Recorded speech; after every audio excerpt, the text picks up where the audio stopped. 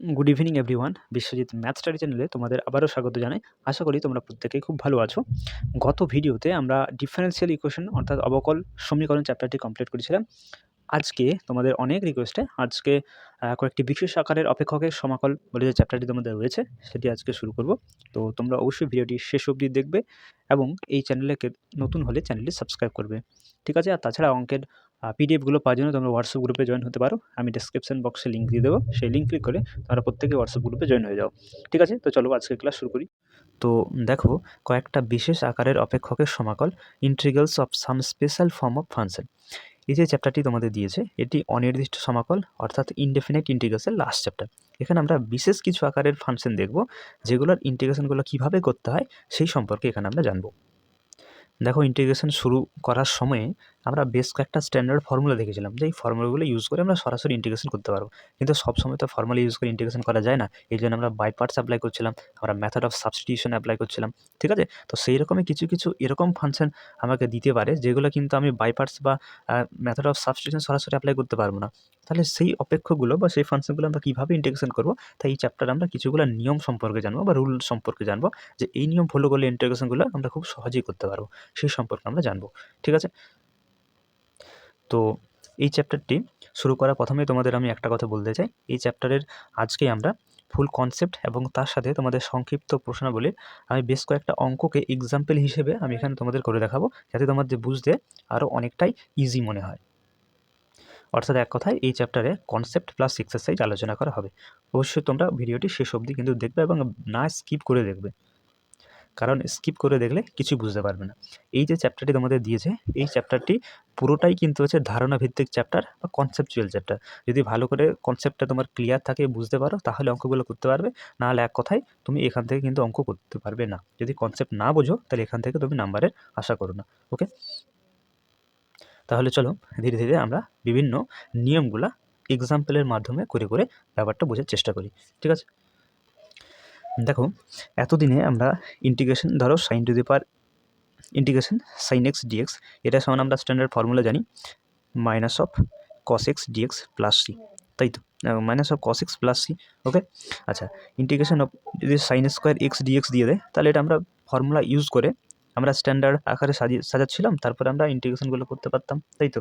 এখন তোমাকে যদি sine to the power 6x dx দিয়ে দেয়, সাইন টু দি পাওয়ার ধরো 5x ডিএক্স দিয়ে দেয়, তাহলে তুমি ইন্টিগ্রেশনগুলো কীভাবে করবে?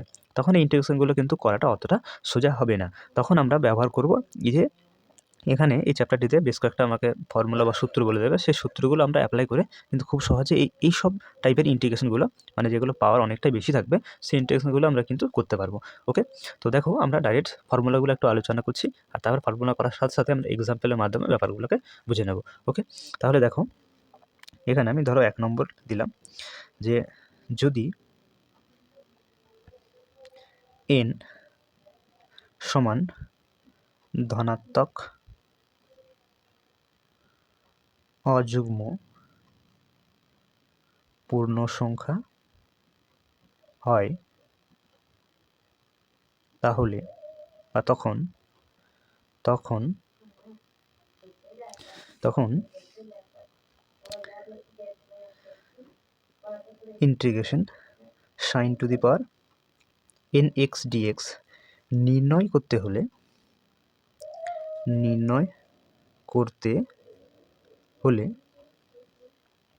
cos x সমান z ধরতে হবে,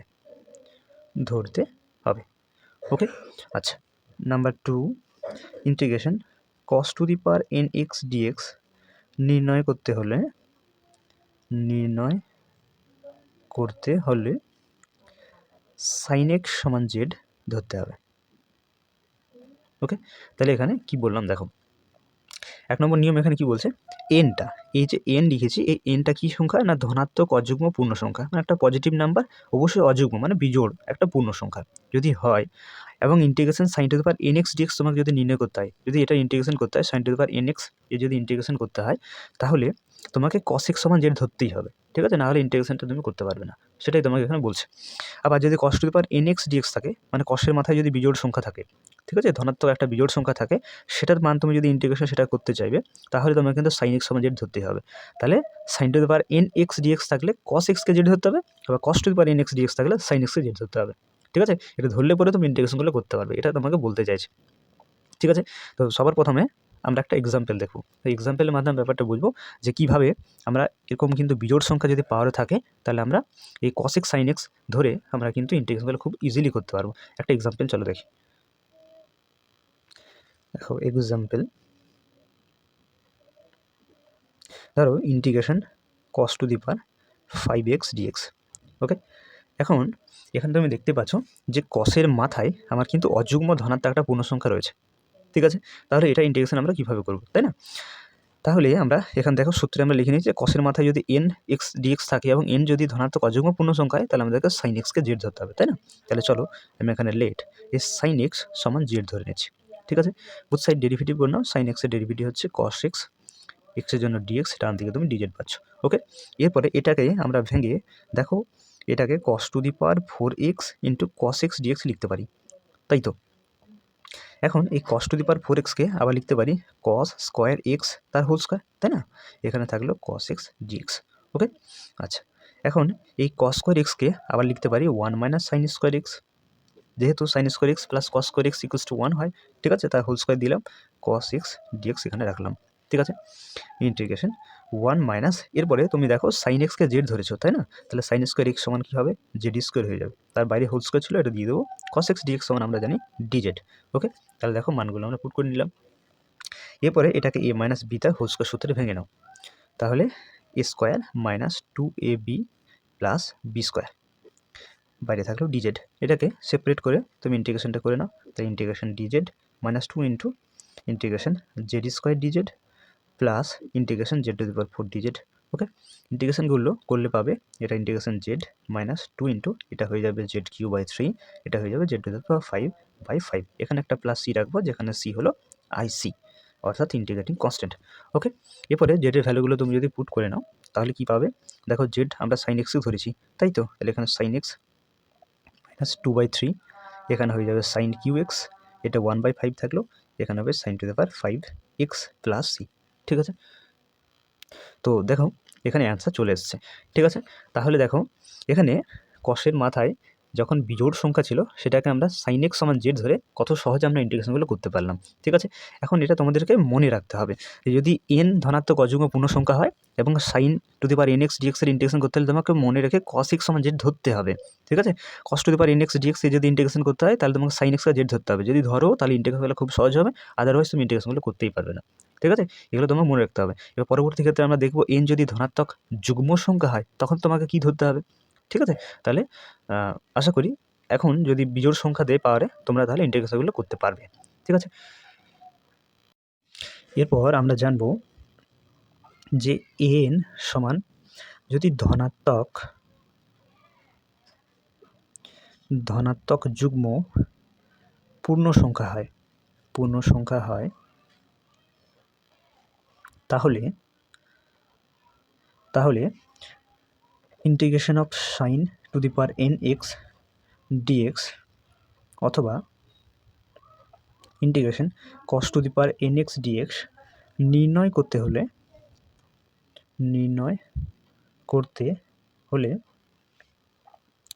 sine to the power nx এবং বা অথবা cos to the power nx কে গুণিতক কোণের অপেক্ষক রূপে প্রকাশ করে সমাকলন করতে হবে। ওকে, তাহলে দেখো এখানে আমরা কি লিখলাম যে এনটা যদি অযুগ্ম ছেড়ে যদি যুগ্ম হয়, মানে জোড় সংখ্যা যদি ধনাত্মক কোনো যোগ সংখ্যা হয়, তাহলে integration sine to the power nx dx এবং integration cos to the power nx dx এটার মান তোমাকে যদি বের করতে হয়, তাহলে এই sine to the power nx কে এবং cos to the power nx কে ঠিক আছে? গুণিতক কোণের অপেক্ষক রূপে প্রকাশ করতে হবে, তারপরেই তোমাকে ইন্টিগ্রেশনটি করতে হবে। ঠিক আছে? গুণিতক কোণের তোমরা ক্লাস 11 গুণিতক কোণের চ্যাপ্টারটি পড়েছো। আশা করি গুণিতক কোণে তোমার ফর্মুলাগুলো মনে আছে। সেই ফর্মুলাগুলো অ্যাপ্লাই করে তোমাদেরকে ভেঙে নিতে হবে। তারপরে ইন্টিগ্রেশনগুলো বলছে করতে হবে। ঠিক আছে? তো চলো এক্সাম্পল দিই। এক্সাম্পলের মাধ্যমে তোমরা জিনিসটা বোঝো ভালো করে। যেমন এখানে ধরো একটা আমরা এক্সাম্পল নিয়ে নিই। Integration sin two the power 4x dx। তাহলে এখানে তোমরা দেখতেই পাচ্ছ যে সাইনের মাথাতে যে n রয়েছে সেই nটা হচ্ছে ধনাত্মক যুগ্ম একটি পূর্ণসংখ্যা মানে জোড় সংখ্যা। তাহলে আলটিমেটলি তুমি এটাকে ইন্টিগ্রেশন কীভাবে করবে? তাহলে সবার প্রথমে এখানে বলছে যে গুণিতক কোণের অপেক্ষকের রূপে প্রকাশ করতে হবে, তারপরে সমাকলন করতে হবে। তো সর্বপ্রথম আমরা সূত্রে সাজিয়ে নেব, তারপরে ইন্টিগ্রেশনটি করব। তাহলে সর্বপ্রথম আমরা ইন্টিগ্রেশনটি পরে করব sin two the power 4x, এটাকে আমরা একটা গুণিতক কোণ অপেক্ষকের উপর সাজাবো। ঠিক আছে? তো দেখো এটাকে আমরা sin স্কোয়ার এক্স তার হোল স্কোয়ার লিখতে পারি। আবার এখানে একটা 2 রেখে এখানে ভিতরে 2 sin স্কোয়ার এক্স লিখে পুরোটা হোল স্কোয়ার করতে পারি। ঠিক আছে? দেখো এই 1/2 আলটিমেটলি গুণ হলে sin স্কোয়ার এক্সই পড়ে থাকবে, কেটে যাবে, তাই তো? sin স্কোয়ার এক্সই পড়ে থাকবে, তার হোল স্কোয়ারটা বাইরে অলরেডি রয়েছে। ঠিক আছে? তাহলে এখানে এই 2 এর স্কোয়ারটা দিয়ে 1/4কে আলাদা করে দিলাম, আর এখানে এই 2 sin স্কোয়ার এক্স তার হোল স্কোয়ার আলাদা রাখলাম। এরপরে cos অফ 2θ একটা ফর্মুলা তোমরা খেয়াল করো। cos অফ 2θ সমান লেখা যায় 1 - 2 sin স্কোয়ার থিটা। এখান থেকে তুমি যদি 2 sin স্কোয়ার থিটা মানটা বের করো তাহলে কি পাবে? 1 - cos অফ 2θ, তাই তো? তাহলে এখানে আমরা সেটাই পুট করব। দেখো 2 sin স্কোয়ার এক্স রয়েছে, মানে 2 sin square theta formula apply হবে। তাহলে এখানে হবে 1 - cos অফ 2θ, তাহলে এখানে 2x তার হোল স্কোয়ার। ওকে, বুঝতে পেরেছো? এরপরে এটাকে a - b তে হোল স্কোয়ার সূত্রে বসিয়ে দাও। তাহলে 1/4 থাকলো 1 মানে a স্কোয়ার মাইনাস 2ab, তাহলে এটা 2 cos অফ 2x হবে, প্লাস b স্কোয়ার, তাহলে cos স্কোয়ার 2x। ওকে, আচ্ছা। এরপরে এই 1/4টা যদি গুণ করে নাও তাহলে এটা 1/4 থাকলো, মাইনাস এটা 1/4 × 2 cos অফ 2x, আর এটা হয়ে যাচ্ছে 1/4 × cos স্কোয়ার 2x। ওকে, আচ্ছা। 1/4 মাইনাস এটা তো কেটে দাও, তাহলে এটা 1/2 × cos অফ 2x থাকবে। আর এটা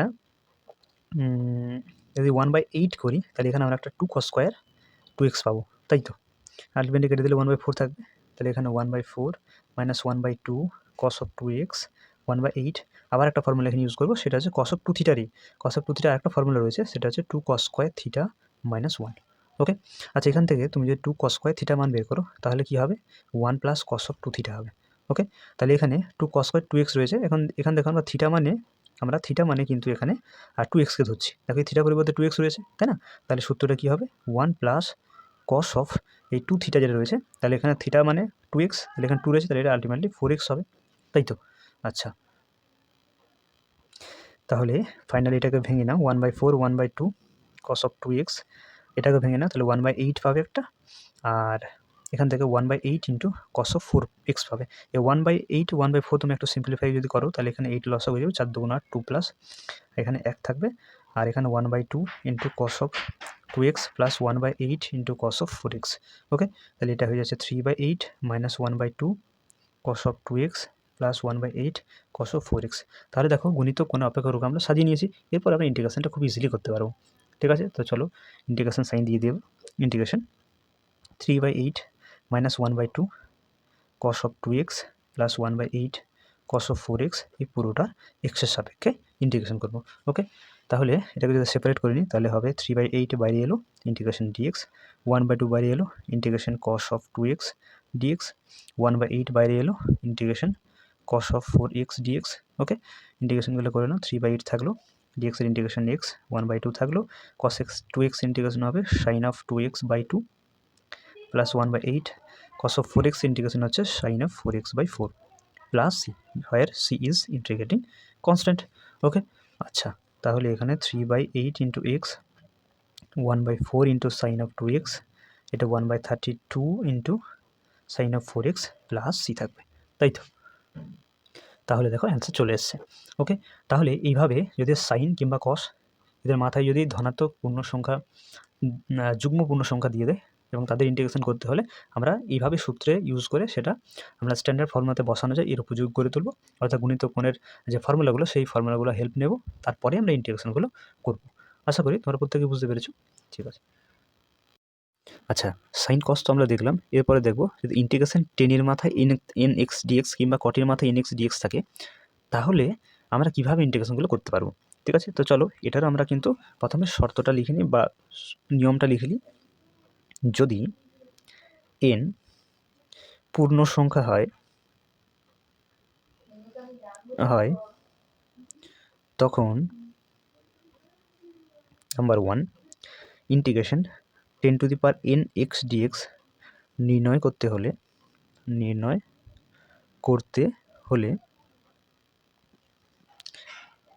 10x = z ধরতে হবে। Number 2 integration cot⁻n x dx নির্ণয় করতে হলে cot x = z ধরতে হবে।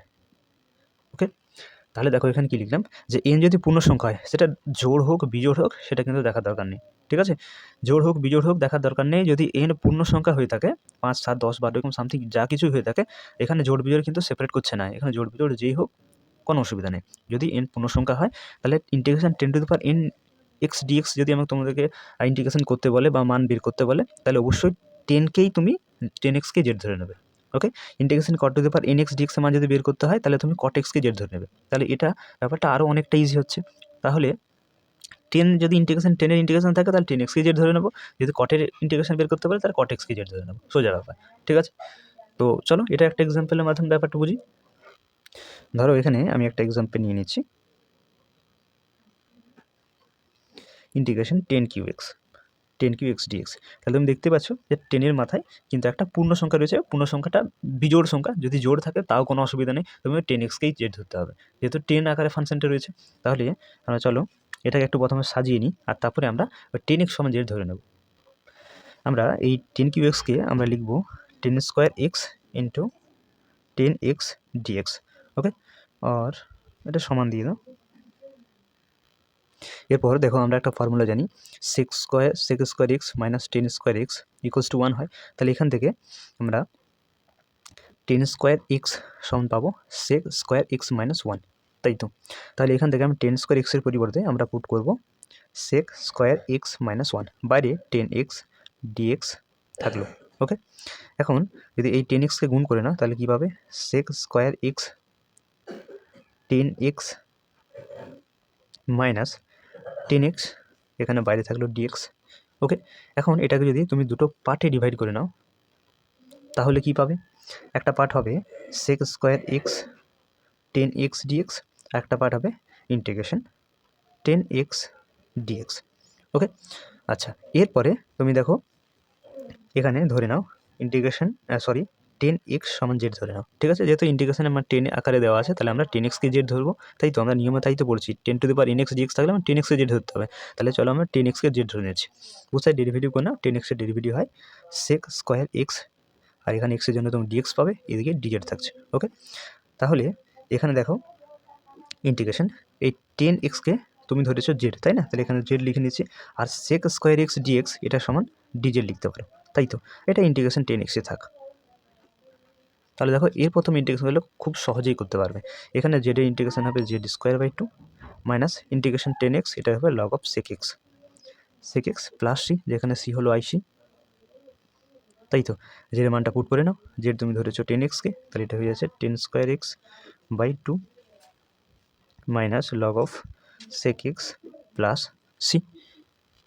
তাহলে এখান থেকে ফাইনালি পাবে 1/2 10² x minus log of sec x plus c। তো এটাই অ্যান্সার হবে। ঠিক আছে, তাহলে দেখো এখানে যদি 10 বা cot এদের মাথায় যদি পূর্ণ সংখ্যা থাকে, সে ধনাত্মক হোক ধনাত্মক পূর্ণ সংখ্যা থাকে, সেটা জোড় হোক বা বিজোড় হোক, ঠিক আছে, তা আমাদের দেখার বিষয় নয়।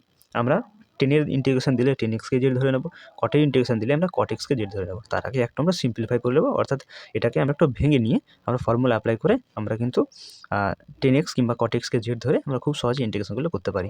ঠিক আছে, তো আশা করি ব্যাপারটা তোমরা বুঝতে পেরেছো। আচ্ছা, তাহলে sin two the power nx cos to the power nx, হ্যাঁ, tan two the power nx cot two the power nx তো দেখলাম কীভাবে ইন্টিগ্রেশনগুলো করব। এরপরে আমরা জানবো sec two the power nx এবং cosec two the power nx dx যদি থাকে তাহলে কীভাবে আমরা ইন্টিগ্রেশনগুলো করতে পারবো সেই সম্পর্কে। ওকে, তো এটা আমরা দুটো কেসের মাধ্যমে দেখব। তো ধরো কেস নাম্বার 1,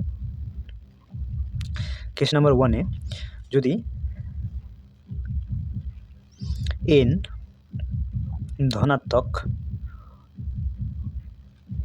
যুগ্ম সংখ্যা, যদি n ধনাত্মক যুগ্ম সংখ্যা হয় তাহলে number 1 integration sec two the power nx dx নির্ণয় করতে হলে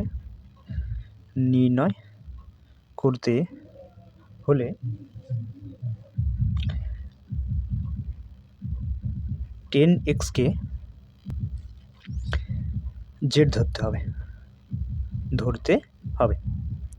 ওকে, আবার number 2 integration cosec two the power nx dx নির্ণয় করতে হলে cot x কে z ধরতে হবে। ওকে, তাহলে কি বললাম দেখো, sec two the power nx এবং cosec two the power nx আমরা ইন্টিগ্রেশন করার ফর্মুলা দেখব। তো মাথায় যে n আছে, পাওয়ার যে n রয়েছে, সেই nটা যদি ধনাত্মক যুগ্ম সংখ্যা মানে জোড় সংখ্যা যদি হয় তাহলে ইন্টিগ্রেশন যখন sec two the power nx dx আমরা নির্ণয় করবো তখন আমাদের কিন্তু tan x সমান z ধরে নিতে হবে। ঠিক আছে, আবার cosec two the power nx dx এর যখন আমি ইন্টিগ্রেশন করবো তখন কিন্তু cot x কে z ধরে নিতে হবে। ঠিক আছে, তাহলে সেকের জন্য tan x কে z ধরবো এবং cosec-এর জন্য cot x কে z ধরে নেব। ওকে, তো চলো এক্সাম্পলের মাধ্যমে দেখি। ধরো এখানে আমরা একটা এক্সাম্পল নিয়ে নিচ্ছি, integration cosec two the power 6x dx। ওকে, তাহলে লক্ষ্য করে দেখো এখানে কিন্তু আমার cosec-এর যে পাওয়ার রয়েছে সেই পাওয়ারটি অর্থাৎ nটি হচ্ছে একটি যুগ্ম সংখ্যা। তাহলে আমরা দেখো নিয়মে লিখে রেখেছি আমরা cot x কে z ধরতে হবে। তাহলে এখানে আমরা ধরে নিচ্ছি let cot x equals to z। Both side তুমি যদি ডেরিভেটিভ করো তাহলে cot x এর ডেরিভেটিভ হয় minus of cosec square x। Okay, dx equals to dz। তাহলে আলটিমেটলি তুমি এখান থেকে cosec স্কোয়ার x dx সমান পাবে মাইনাস অফ dz, তাই তো? আচ্ছা, এখানে cosec two the power 6x যেটা রয়েছে এটা যদি আমরা ভেঙে নিই তাহলে আমরা দেখো এভাবে লিখতে পারি cosec টু দি পাওয়ার ধরো 4x-কে আমি আলাদা করলাম এবং cosec two the power square যেটা dx আলাদা করলাম, অর্থাৎ 6-কে আমরা 4 ভেঙে নিলাম। ঠিক আছে, এখন এই যে cosec two the power 4x রয়েছে এটাকে আমরা cosec স্কোয়ার x তার হোল স্কোয়ার লিখব, আর এটা cosec স্কোয়ার x dx থাক। ওকে, আচ্ছা, এখন একটা ফর্মুলা তোমরা ক্লাস 10-এ শিখেছিলে, খেয়াল করো, cosec square theta minus cot square theta equals to 1 হয়, তাই তো? এখান থেকে তুমি যদি cosec স্কোয়ার থিটা মান বের করো তাহলে পাবে 1 প্লাস cot স্কোয়ার থিটা, তাই তো? তাহলে এখানে আমরা cosec স্কোয়ার এক্সের পরিবর্তে লিখতে পারি 1 প্লাস cot স্কোয়ার এক্স তার হোল স্কোয়ার এখানে, আর এটা থাকলো cosec স্কোয়ার এক্স ডিএক্স। ওকে, আচ্ছা, আর ইকুয়ালস টু ইন্টিগ্রেশন। এরপরে যদি আমরা মানগুলো পুট করে নিই, দেখো cot x কে আমরা z ধরেছি, তাই তো? তাহলে এখানে 1 প্লাস cot স্কোয়ার রয়েছে, তাহলে এখানে z স্কোয়ার তার হোল স্কোয়ার, এবং cosec স্কোয়ার এক্স ডিএক্স দেখো এটার মান হচ্ছে মাইনাস অফ ডিজেড, তাহলে মাইনাসটা বাইরে করবো এবং ডিজেডটা এখানে লিখবো। ঠিক আছে, এরপরে এটাকে a plus b the whole square সূত্রে বসিয়ে দাও, তাহলে স্কোয়ার প্লাস 2ab তাহলে 2z square plus b square তাহলে z টু দি পাওয়ার 4 হয়ে যাবে, এখানে বাইরে আছে ডিজেড।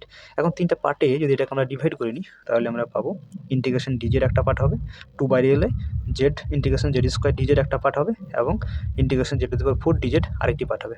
ইন্টিগ্রেশনগুলো করে নাও, এটা ইন্টিগ্রেশন জেড, এটা ইন্টিগ্রেশন হবে z3/3, এটা হচ্ছে z টু দি পাওয়ার 5/5। এখানে একটা প্লাস সি রাখবো, যেখানে সি হলো ইন্টিগ্রেটিং কনস্ট্যান্ট, তাই তো?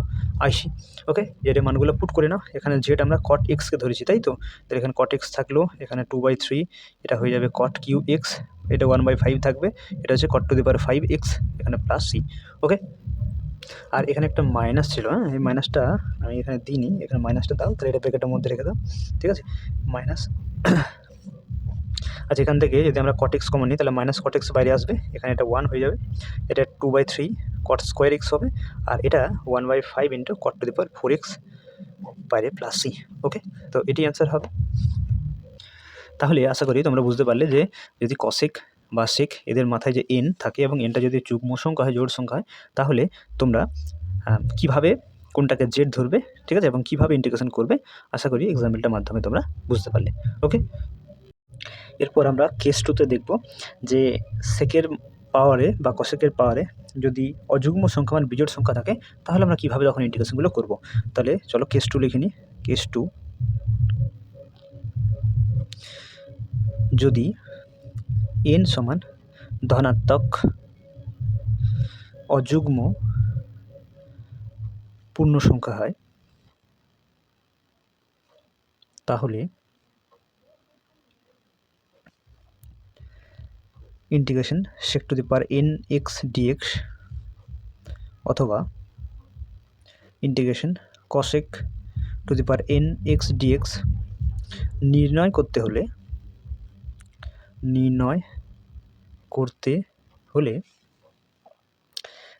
হলে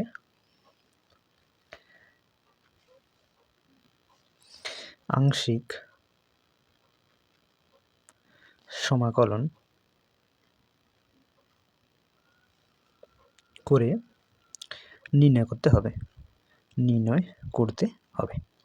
তাহলে দেখো কি লিখলাম এখানে, sec two the power nx এবং cosec two the power nx এর ইন্টিগ্রেশন যদি করতে বলে এবং nটা যদি ধনাত্মক অযুগ্ম পূর্ণ সংখ্যা মানে বিজোড় সংখ্যা যদি পাওয়ার থাকে, তাহলে আমরা এই integration sec two the power nx বা integration cosec two the power nx এটা যখন নির্ণয় করব, তখন কিন্তু আংশিক সমাকলন পদ্ধতি অর্থাৎ বাই পার্টস আমাদেরকে অ্যাপ্লাই করতে হবে।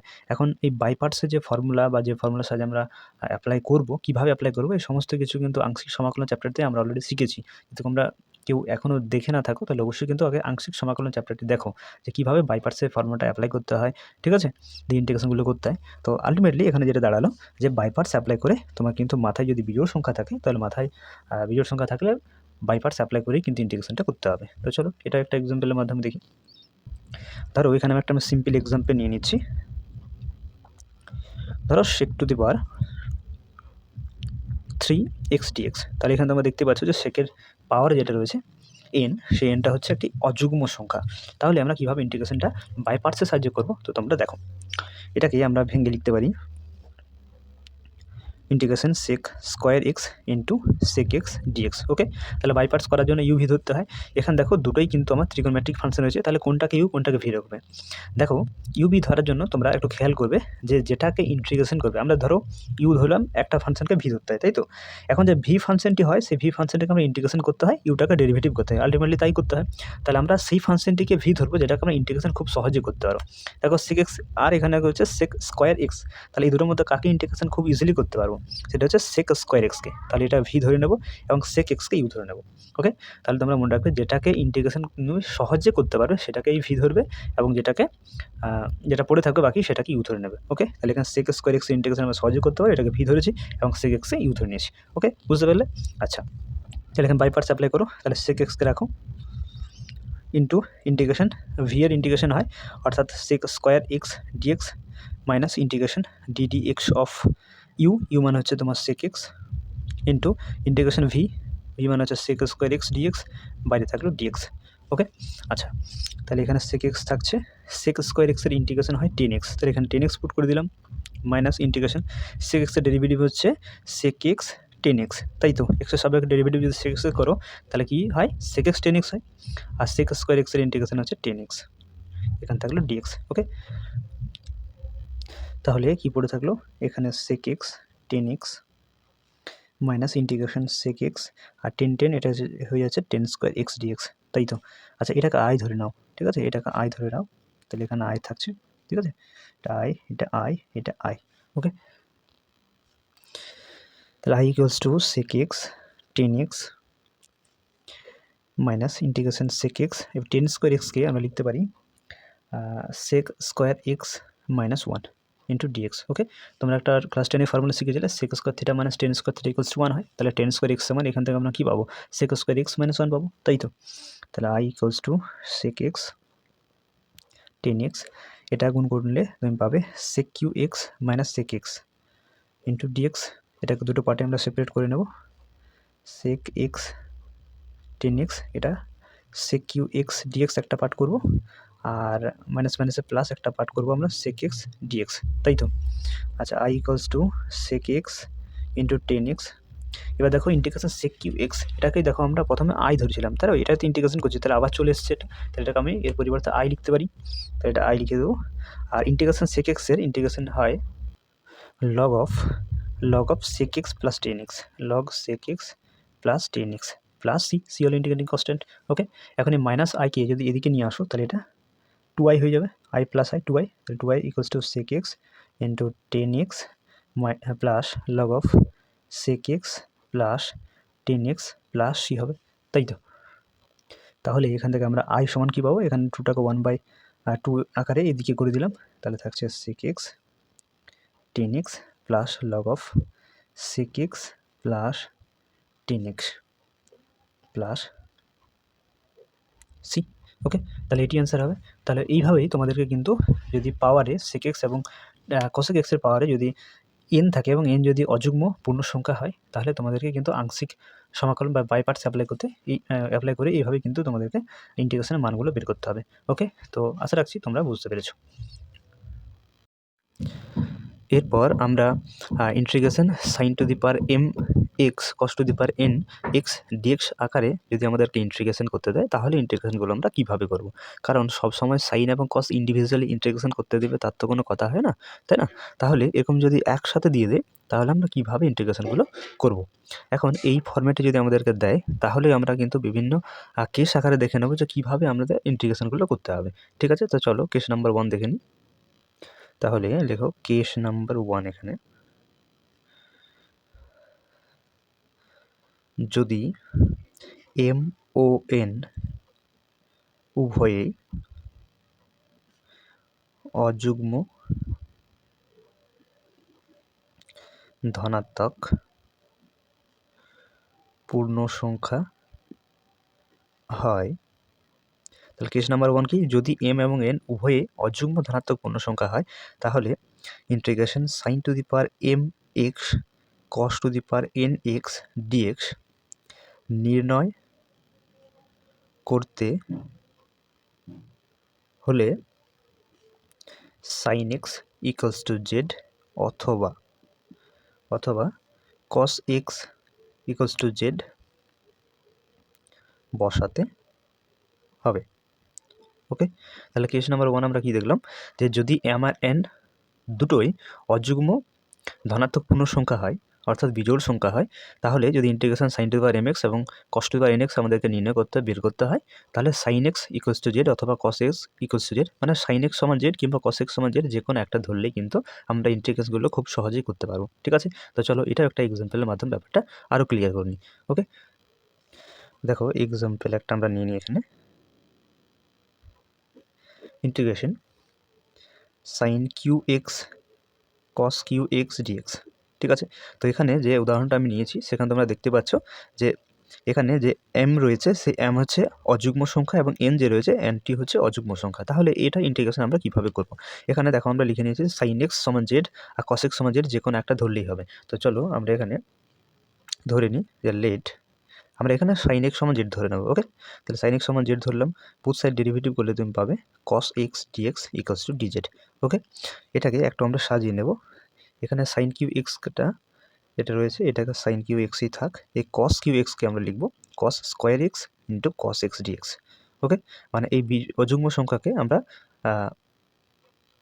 এই বিজোড় সংখ্যাকে আমরা জোড় এবং বিজোড় আকারে ভেঙে নিলাম। ঠিক আছে, এখন এটা থাকলো সাইন কিউ এক্স, এই কস স্কোয়ার এক্সকে আমরা লিখতে পারি 1 মাইনাস সাইন স্কোয়ার এক্স, এখানে বাইরে রইলো কস এক্স ডিএক্স। ওকে, আচ্ছা এরপরে এই মানগুলো বসিয়ে নাও। দেখো সাইন কিউ এক্স, সাইন এক্সকে আমরা জেড ধরেছি তাহলে সাইন কিউ এক্স সমান হবে z cube into 1 minus sine square x, তাহলে 1 মাইনাস জেড স্কোয়ার, আর কস এক্স ডিএক্স এর মান তো আমরা ডিজেড জানি, এখানে দেখো মানগুলো পুট করে নিলাম। ঠিক আছে, এখন ইন্টিগ্রেশনটা আমরা খুব সহজেই করতে পারবো, এটা গুণ করে নাও জেড কিউ ইন্টু 1 তাহলে z cube into z square তাহলে এটা z to the power 5 dz, এটাকে ইন্ডিভিজুয়ালি তুমি লিখতে পারো z cube dz minus integration z to the power 5 dz. Okay, তো ইন্টিগ্রেশনগুলো এখানে করলে তুমি এটা ইন্টিগ্রেশন পাবে z to the power 4/4 minus z to the power 6/6 plus c, where c is integrating constant I see. Okay, আচ্ছা এখানে এরপরে জেডের মানগুলো তুমি বসিয়ে নাও, এটা 1/4 জেড মানে হচ্ছে তোমার সাইন এক্স, তাহলে sine to the power 4 x minus 1/6 থাকলো জেড টু দি পাওয়ার 6, তাহলে এখানে sine to the power 6 x plus c. Okay, তাহলে এটি অ্যান্সার হবে। ঠিক আছে? তাহলে তোমরা বুঝতে পারলে যে যদি m এবং n উভয়ই অযুগ্ম অর্থাৎ বিজোড় সংখ্যা হয়, তাহলে তুমি sin x কিংবা cos x যে কোনো একটা z ধরে খুব সহজেই কিন্তু ইন্টিগ্রেশনটা করতে পারবে। ওকে? আচ্ছা, তাহলে চলো এরপর দেখে নেবো আমরা কেস নাম্বার 2। তো যদি m যুগ্ম হয়, মানে m যদি জোড় সংখ্যা হয় এবং n যদি অযুগ্ম অর্থাৎ বিজোড় সংখ্যা হয়, তাহলে integration sin two the power mx cos to the power nx dx নির্ণয় করতে হলে sin x equals to z বসাতে হবে। ওকে, তাহলে এখানে কী লিখলাম যে যদি এমটা যুগ্ম হয়, এমটা জোড় হয় এবং এনটা বিজোড় হয়, তাহলে যদি এইরকম ফর্মেট আমাদেরকে ইন্টিগ্রেশন করতে দেয়, তাহলে সাইন এক্সটা জেড ধরতে হবে। অর্থাৎ যেটাতে আমার যুগ্ম সংখ্যা রয়েছে, যেটা যুগ্ম রয়েছে সেইটাকেই তোমাকে জেড ধরতে হবে। দেখো সাইনে মাথায় যুগ্ম রয়েছে, এমটাতে যুগ্ম ধরছি, তাহলে সাইনে মাথায় জোড় সংখ্যা রয়েছে, তাহলে এই যার মাথায় জোড় সংখ্যা থাকবে সেটাকে কিন্তু আমাকে জেড ধরতে হবে। ওকে, তাহলে এখানে সাইন এক্সকে জেড ধরতে হবে। তো চলো এটা একটা উদাহরণ দেখে নিই। এক্সাম্পল, ইন্টিগ্রেশন ধরো sign square x into cos to the power 5x dx। ওকে, এখান থেকে সাইনের মাথায় জোড় সংখ্যা রয়েছে এবং কসের মাথায় বিজোড় সংখ্যা রয়েছে। তাহলে আমরা এখানে যার মাথায় জোড় সংখ্যা রয়েছে অর্থাৎ সাইনের মাথায় জোড় সংখ্যা রয়েছে, তো তাহলে আমরা লেট এই সাইন এক্সকে জেড ধরে নেব। ওকে, তাহলে let sine x equals to z. Okay, both side derivative করে নাও, তাহলে সাইন এক্সের ডেরিভেটিভ হবে কস এক্স ডিএক্স আর এখানে হবে ডিজেড। ওকে, এটাকে একটু ভেঙে নাও। আর sine square x cos to the 5x আমরা লিখব কস স্কোয়ার এক্স তার whole square into cos x dx. তাহলে থেকে স্কোয়ার এক্স, আর যদি কস স্কোয়ার তার স্কোয়ার করলে কস টু দ্য 4, আর এখানে কস এক্স থাকছে। ওকে, তাহলে এখানে সাইন স্কোয়ার এক্স আর এই কস স্কোয়ার এক্সকে আমরা লিখব 1 মাইনাস সাইন স্কোয়ার এক্স। ওকে, এখানে বাইরে স্কোয়ার ছিল, এটা রাখবো কস এক্স ডিএক্স। ঠিক আছে, এরপরে মানগুলো পুট করে নাও। দেখো সাইন এক্সকে আমরা জেড ধরেছি, তাহলে সাইন স্কোয়ার এক্সের পরিবর্তে আমরা জেড স্কোয়ার লিখবো। 1 minus sine square x 1 minus z square তার হোল স্কোয়ার, আর এই কস এক্স ডিএক্সের মান আমরা ডিজেড জানি, সেটা আমরা পুট করে নেব। ওকে, জেড স্কোয়ার থাকলো, এটা এ মাইনাস বিতে হোল স্কোয়ার সূত্রে বসাও, তাহলে a square minus 2ab plus b square, এটা জেড টু দি পাওয়ার 4 হয়ে যাবে। ওকে, এখানে থাকলো ডিজেড। এরপর এটা মাল্টিপ্লাই করে নাও, তাহলে এখানে জেড স্কোয়ার 1 গুণ করলে জেড স্কোয়ার হবে, এটা গুণ করলে minus 2 Z to the power 4 হবে, এটা হচ্ছে জেড টু দি পাওয়ার 6 হবে। Okay, dz. এরপরে ইন্টিগ্রেশনগুলো সেপারেটভাবে করে নাও। Integration z square dz minus 2 into integration z to the power 4 dz plus integration z to the power 6 dz. Okay, এটা ইন্টিগ্রেশন হবে z cube by 3 minus 2 into এটা integration হবে জেড টু দি পাওয়ার 5/5, এটা integration হবে z to the power 7/7 plus c হয়, c is integrating constant. এরপরে z এর মানটা পুট করে নাও, আমরা সাইন এক্সকে জেড ধরেছি তাই তো, তাহলে 1/3 এখানে জেড এর মান পুট করো, তাহলে এটা সাইন কিউ এক্স হবে মাইনাস 2/5, এটা হবে sine to the power 5x, এটা হয়ে যাবে sine to the power 7x plus c. Okay, তো দেন এটাই ফাইনাল অ্যান্সার হবে। ঠিক আছে, তাহলে আশা করি তোমরা এই কেস নাম্বার 2টা বুঝতে পারলে, যে যদি এম যুগ্ম এবং এন অযুগ্ম হয়, অর্থাৎ যার মাথায় জোড় সংখ্যা থাকবে সেটাকে জেড ধরতে হবে, সোজা কথা। ঠিক আছে, তো চলো এবার কেস নাম্বার 3 দেখে নিই। কেস নাম্বার 3তে এর উল্টোটা দেখব, অর্থাৎ যদি আগে এমটা যুগ্ম ধরেছিলাম, তো এরপরে আমরা এমটা অযুগ্ম ধরবো, মানে এম হচ্ছে বিজোড় সংখ্যা এবং এন হচ্ছে যুগ্ম সংখ্যা, হলে integration sine to the power mx এবং cos to the power nx dx নির্ণয় করতে হলে দেখো এখানে কসের মাথায় জোড় সংখ্যা রয়েছে, তাই তো এনটা যদি যুগ্ম হয় তাহলে কসের মাথায় জোড় সংখ্যা রয়েছে, তাহলে এখানে আমরা এই কস এক্সকেই জেড ধরে নেব। ওকে, যার মাথায় যুগ্ম সংখ্যা থাকবে, জোড় সংখ্যা থাকবে, আমরা সেটাকেই জেড ধরে নেব। ওকে, তাহলে এখানে কসের মাথায় যেহেতু জোড় সংখ্যা রয়েছে, তাহলে আমরা কস এক্সকে জেড বসাতে হবে বা জেড ধরতে হবে। ওকে, তো দেখো এটাও একটা এক্সাম্পলের মাধ্যমে ব্যাপারটা বুঝে নিই। এক্সাম্পল, ধরো একটা example, integration cos square x sine cube x dx. Okay, এখন এই এক্সাম্পলটা আমি যদি আরেক লাইনে একটু লিখে নিই, এখানে সাইন কিউ এক্সটা ধরো আগে করলাম আর cos স্কোয়ার এক্স ডিএক্সটা পরে করলাম, ঠিক আছে। তাহলে এখানে তুমি দেখতেই পাচ্ছ যে সাইনের মাথায় আমার বিজোড় সংখ্যা রয়েছে এবং কসের মাথায় জোড় সংখ্যা রয়েছে, ঠিক আছে। অর্থাৎ এনটা হচ্ছে যুগ্ম এবং এমটা হচ্ছে অযুগ্ম সংখ্যা, ঠিক আছে। তাহলে আমরা কেস নাম্বার 3 এখানে যদি অ্যাপ্লাই করি, অর্থাৎ লেট, আমরা দেখো কসের মাথায় যে জোড় সংখ্যা রয়েছে, তাহলে আমরা cos এক্সকে বললাম যে জেড ধরতে হবে, তাহলে এখানে cos এক্সকে জেড ধরলাম, ঠিক আছে। উস সাইড ডেরিভেটিভ করে নাও, তাহলে cos এক্সের derivative minus of sine x, এক্সের জন্য ডিএক্স, ডান দিকেটা আছে ডিজেড, মানে আলটিমেটলি তুমি এখান থেকে সাইন এক্স ডিএক্স এর মান পাচ্ছ মাইনাস অফ ডিজেড। ওকে, তো এটাকে চলো একটু ভেঙে নিই। এই সাইন কিউ এক্সকে আমরা লিখব sine square x into sine x. Okay, আর এই কস স্কোয়ার এক্সটা যা আছে তাই থাকবো। ওকে, সাইন স্কোয়ার এক্সের পরিবর্তে আমরা এটাকে লিখতে পারি 1 minus cos square x. Okay, আর এখানে কস স্কোয়ার এক্সটা সামনে করলাম আর সাইন এক্স ডিএক্সটা পিছনে করলাম। ওকে, এখন 1 মাইনাস কস স্কোয়ার এক্স, দেখো কস এক্সকে আমরা জেড ধরেছি, তাহলে 1 মাইনাস কস স্কোয়ার এক্স, তাহলে 1 মাইনাস জেড স্কোয়ার লিখতে পারি। এখানে কস স্কোয়ার এক্স রয়েছে, তাহলে এখানে জেড স্কোয়ার লিখবো। আর সাইন এক্স ডিএক্স, এটা মানে আমরা মাইনাস ডিজেড জানি, মাইনাসটা বাইরে করে আমরা ডিজেডটা এখানে লিখলাম। ওকে, কোনো অসুবিধা নেই। আচ্ছা, এরপরে এটা গুণ করে নাও, তাহলে এটা Z square minus z to the power 4 DZ হবে। ওকে, আচ্ছা মাইনাসটা এখানে বাইরে আছে, মাইনাসটা এটা মাইনাসটা যদি ভিতরে করে দিই বা গুণ করে দিই, তাহলে আমরা কী পাবো, integration z to the power 4 minus z square into dz পাবো। তাই তো, সেপারেট করে নিই, integration z to the power 4 dz minus integration z square dz. Okay, আচ্ছা এরপর ইন্টিগ্রেশনগুলো তাহলে করে নাও, তাহলে জেড টু দি পাওয়ার 4 এর ইন্টিগ্রেশন হচ্ছে z to the power 5/5 minus এটা হচ্ছে z cube by 3 plus c, হয় c is integrating constant. Okay, এরপরে তোমাকে সিম্পলি সি এর জেডের ভ্যালুগুলো পুট করে নিতে হবে। জেড আমরা ধরেছি কস এক্সকে, তাই না, তাহলে 1/5 cos to the power 5 x minus 1/3 sine cos to the power 3 x plus c, ঠিক আছে। তো এটি অ্যান্সার হবে, ঠিক আছে। তো এইভাবেই কিন্তু আমরা কেস নাম্বার 3 ইউজ করে আমরা এই রকমভাবে ইন্টিগ্রেশনগুলো যদি থাকে, যেখানে এম হচ্ছে বিজোড় এবং এন হচ্ছে জোড়, তাহলে আমরা কস এক্সকে জেড ধরে আমরা কিন্তু ইন্টিগ্রেশনগুলো খুব ইজিলি করতে পারি। ওকে, আশা করি তোমরা প্রত্যেকে বুঝতে পেরেছো, ঠিক আছে। চলো এরপর দেখি আমরা case number 4।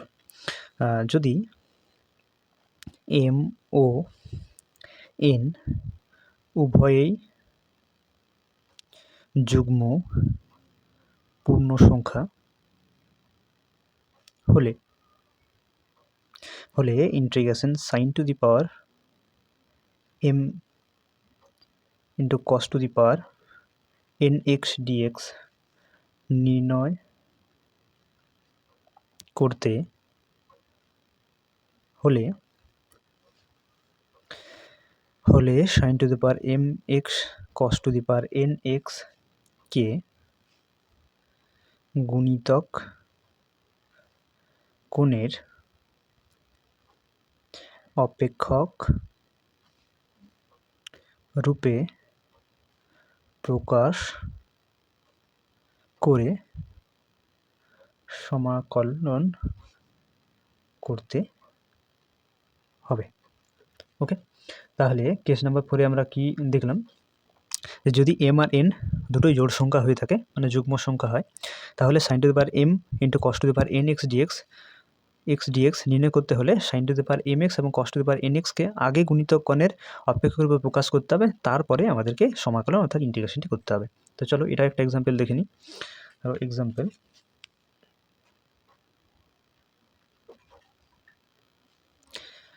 Integration sine to the power 4x cos to the power 4x dx. তাহলে তোমরা এখানে দেখতেই পাচ্ছ যে সাইনের মাথায় আমার এখানে যে এম এর মানটা 4 এবং এন এর মানটা 4, অর্থাৎ এম এন দুটোই যুগ্ম সংখ্যা নিয়েছি, জোড় সংখ্যা নিয়েছি। এখন এটার ইন্টিগ্রেশন যদি আমরা করি, তাহলে প্রথমে গুণিতক কোণের অপেক্ষক প্রকাশ করতে হবে, তারপরে আমাদেরকে ইন্টিগ্রেশনটি করতে হবে। তো সর্বপ্রথমে আমরা সাইন টু দি পাওয়ার এই 4x এবং কস টু দি পাওয়ার 4xকে লিখে নিচ্ছি। ওকে, এটাকে আমরা গুণিতক কোণের অপেক্ষক করবে প্রকাশ করে তারপরে আমরা ইন্টিগ্রেশন সাইন দিয়ে ইন্টিগ্রেশনটি করব, ঠিক আছে।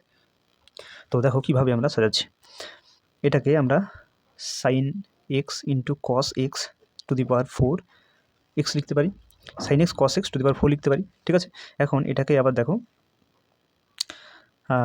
1/2 রেখে আমরা ভিতরে এখানে ব্র্যাকেটের ভিতরে 2 sin x into cos x লিখতে পারি। এখানে বাইরে আমার টু দি পাওয়ার 4 ছিল, 4টা রাখলাম। ঠিক আছে? তাহলে এখানে 1/2 2 ক্যান্সেল আউট হয়ে যাচ্ছে। তাহলে sin x cos x ই পড়ে থাকছে। ওকে? তাহলে এখানে 1/2 2 sin x cos x 2 sin x cos x এটা লিখতে পারি sin 2x। ওকে? এটা ব্র্যাকেটের মধ্যে রেখে মাথায় 4 এটা দিয়ে দিলাম। ঠিক আছে? আচ্ছা, এরপরে এই 2 এর মাথায় যদি 4টা দিয়ে আলাদা করে দিই, তাহলে এটা 1/2 টু দি পাওয়ার 4 নাকি? মানে 64 হয়ে যাবে। 1/64 আর এটা হয়ে যাবে sin 2x to the power 4। ওকে? আচ্ছা, 1/64 এটাকে আবার লিখতে পারি আমরা sin square 2x to the power 2 লিখতে পারি। আচ্ছা, এরপরে 1/64 এটাকে আমরা একটা ফর্মুলা ইউজ করব। তোমরা দেখো, cos of 2x সমান একটা আমরা ফর্মুলা জানি 1 - 2 sin স্কোয়ার x। ওকে? এখান থেকে যদি আমি sin স্কোয়ার x এর মানটা বের করি, তাহলে আমরা কি পাবো? এখান থেকে আমরা পাবো 1 - cos of 2x বাই 2। ওকে? তাহলে এখানে দেখো, এই sin 2x যেটা রয়েছে এটাকে আমরা x ভাববো। তাহলে x ভাবলে sin স্কোয়ার x এর ফর্মুলা বসাতে পারবো, তাই না? sin স্কোয়ার 2x রয়েছে, 2x কে যদি আমরা x ভাবি, তাহলে sin স্কোয়ার x এর ফর্মুলা ইউজ করতে পারবো। ইউজ করলে আমরা কি পাবো? 1 - cos of, দেখো 2x রয়েছে, তাহলে এখানে আমার x আমি 2x কে ধরেছি, তাহলে এটা 2x না হয়ে এটা 4x হয়ে যাবে, তাই তো? বাই 2 তার হোল স্কোয়ার। ওকে? বুঝতে পেরেছো? আচ্ছা, তাহলে 1/64 এখানে 2 এর স্কোয়ার মানে 1/4 হয়ে যাচ্ছে নাকি? আর এটা 1 - cos of 4x তার হোল স্কোয়ার থাকবে পরে। ঠিক আছে? আচ্ছা, তাহলে এখানে একটু ভুল হয়ে গেছে। এটা 2 টু দি পাওয়ার 4 মানে 64 হয় না, এটা 2 টু দি পাওয়ার 4 মানে 16 হয়। ঠিক আছে? এখানে 16 রাখো, হ্যাঁ? এটা 64 হবে না, এটা 16 হবে। ঠিক আছে? তাহলে এটা 16 হয়ে যাচ্ছে। এটা এবার 4 16 64, এবার 64 থাকছে 1 - cos 4x তার স্কোয়ার। ঠিক আছে? 1/64 থাকলো, এটাকে a - b তে হোল স্কোয়ার সূত্রে বসাও, তাহলে a square minus 2ab plus b square, অর্থাৎ cos স্কোয়ার 4x তার হোল স্কোয়ার তো হবে না, a - b তে হোল স্কোয়ার সূত্রে বসিয়ে নিয়েছি। আচ্ছা, এরপর এটাকে যদি 3টা পার্টে ডিভাইড করে নিই, তাহলে একটা হবে 1/64, একটা হবে 2/64 ইন্টু cos of 4x, আর একটা হবে 1/64 ইন্টু cos স্কোয়ার 4x। ওকে? এখন এই cos স্কোয়ার 4x যেটা রয়েছে এটাকে আবার একটা ফর্মুলা দিয়ে ইউজ করবো। তাহলে এটা যা আছে তাই রাখলাম, এটা কাটাকাটি করে নাও। 32 1/32 থাকছে cos of 4x 1/64। এখানে একটা ফর্মুলা আমি লিখি, cos of 2 থিটা সমান আমরা লিখতে পারি 2 cos square theta minus 1। Okay?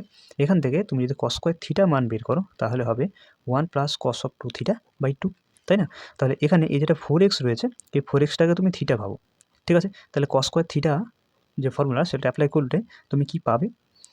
1 plus cos of, দেখো এখানে থিটা মানে তোমার 4x, তাহলে এখানে 2 থিটা, তাহলে 8x হয়ে যাবে, তাই না? বাই 2 থাকছে। ওকে? তাহলে 1/64 মাইনাস 1/32 cos of 4x, এটা 32 আর 64 গুণ করলে তুমি 128 পাবে, তাই তো? এখানে থাকছে 1 প্লাস cos of 8x। তাহলে দেখো, এরপরে কিন্তু আমরা ইন্টিগ্রেশনটি করতে পারবো। এটা গুণিতক কোণের অপেক্ষা করবে, আমরা সাজিয়ে নিয়েছি। তাহলে এবার ইন্টিগ্রেশন সাইনটা আমরা দিয়ে দেবো, হ্যাঁ? তাহলে integration sin two the power 4x cos to the power 4x dx ছিল, তাই তো? এটাকে ভেঙেই আমরা পেয়েছি 1/64 minus 1/32 cos of 4x 1/128 1 plus cos of 8x এখানে থাকলো dx। ওকে? এটাকে আমি সেকেন্ড ব্র্যাকেটের মধ্যে রাখলাম। ঠিক আছে? এরপরে পার্ট করে আমরা ইন্টিগ্রেশনগুলো করে নেব। ঠিক আছে? 1/64 একটা পার্ট করব, ইন্টিগ্রেশন dx। এখান থেকে একটা পার্ট আমরা করে নেব, 1/32 বাইরে আসবে, ইন্টিগ্রেশন cos 4x dx। এখানে 1/128 128 ইন্টিগ্রেশন dx। আরেকটা এখান থেকে পার্ট করে নেব, 128 থাকলো, integration cos of 8x dx। ওকে? এরপরে ইন্টিগ্রেশনগুলো করে নাও। 1/64 থাকলো, এটা ইন্টিগ্রেশন x, 1/32 থাকলো, এটা ইন্টিগ্রেশন হবে cos integration cos 4x integration হচ্ছে প্লাস না মাইনাসই হবে, সাইন 4x বাই 4, 128 এখানে থাকলো, এটা ইন্টিগ্রেশন x, এখানে 128 থাকছে, এটা ইন্টিগ্রেশন হবে সাইন অফ 8x বাই 8। ওকে? এখানে একটা প্লাস সি রাখবো, যেখানে সি হলো ইন্টিগ্রেটিং কনস্ট্যান্ট। এরপরে যদি একটু সিম্পলিফাই করে নাও, এখানে 1/64 ইন্টু এক্স আর 1/128 ইন্টু এক্স, এটা যদি লসাগু করে নাও তাহলে 128 লসাগু হবে। এটা 2 হবে, 64 দুগুণ 128, তাহলে এখানে 2x থাকবে, আর এখানে এটা x থাকবে, তাই তো? আর এটা গুণ করলে তুমি পাবে 4 দুগুণ 8, 3 4 বার 128 নাকি, sin two the power 4x, আর এটা থাকবে 1/8 64, 4 হাতে 6, 8 দুগুণে 16, আর 6 22 2, 2 8 1 2 10, 1024 নাকি, sin 8x প্লাস c। ঠিক আছে, এরপরে 128 যদি কমন নাও তাহলে এটা থাকবে 2x প্লাস x মানে 3x, মাইনাস এটা হবে sin 4x, আর এখানে থাকবে 1024 থেকে 128 কমন নিলে পড়ে থাকবে 8 পড়ে থাকবে নাকি, তাহলে 1/8 sin 8x, আর বাইরে থাকলো প্লাস c। ঠিক আছে, তো এটি অ্যান্সার হবে। তাহলে এইভাবেই তোমাদেরকে যদি mn দুটি ধনাত্মক যুগ্ম পূর্ণ সংখ্যা দিয়ে দেয়, মানে জোড় সংখ্যা দিয়ে, তাহলে এইভাবে গুণিতক নাটকের উপর প্রকাশ করে ইন্টিগ্রেশন করে তোমাকে কিন্তু তার মান বের করতে হবে। ওকে, তো আশা করছি তোমরা বুঝতে পেরেছো। তাহলে এই ভিডিওতে আমরা ত্রিকোণমিতিক ফাংশনের ফুল কনসেপ্ট আলোচনা করার সাথে সাথে তোমাদের সংক্ষিপ্ত এবং বর্ণনামূলক প্রশ্নাবলীর বেশ কয়েকটা এক্সারসাইজের কোশ্চেন আমরা উদাহরণ হিসেবে এই ভিডিওতে আমরা করলাম। এই টাইপের যে প্রবলেমগুলো বা এক্সারসাইজে তোমাদের দিয়েছে সেই প্রবলেমগুলো তোমরা বাকি প্রবলেমগুলো অবশ্যই বাড়িতে করে নেবে। ঠিক আছে, নেক্সট পরবর্তী ভিডিওতে আমরা অ্যালজেব্রিক ফাংশনগুলোকে কীভাবে আমরা নির্ণয় করতে পারবো বা ইন্টিগ্রেশনের মান বের করতে পারবো সেই সম্পর্কে আমরা পরের ভিডিওতে আলোচনা করব। ঠিক আছে, তো আজকে এই অবধি থাক, দেখা হচ্ছে পরবর্তী ভিডিওতে। ওকে।